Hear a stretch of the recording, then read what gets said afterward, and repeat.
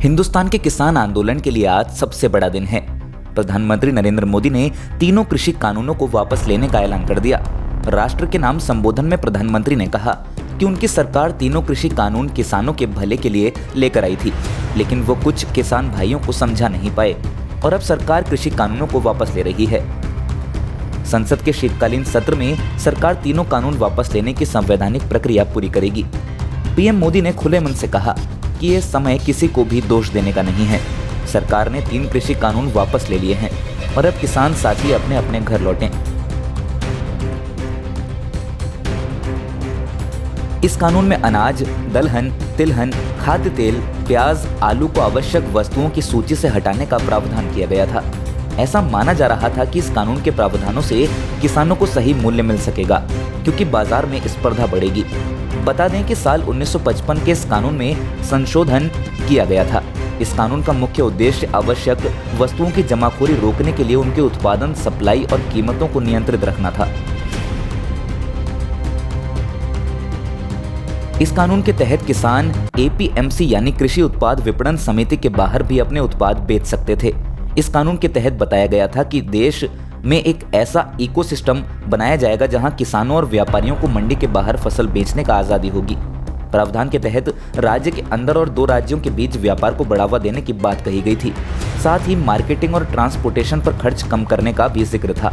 नए कानून के मुताबिक किसानों या उनके खरीदारों को मंडियों को कोई फीस भी नहीं देनी होती।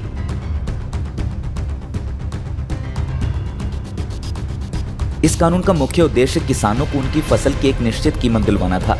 इसके तहत कोई किसान फसल उगाने से पहले ही किसी व्यापारी से समझौता कर सकता था। इस समझौते में फसल की कीमत, फसल की गुणवत्ता, मात्रा और खाद आदि का इस्तेमाल आदि बातें शामिल होनी थीं।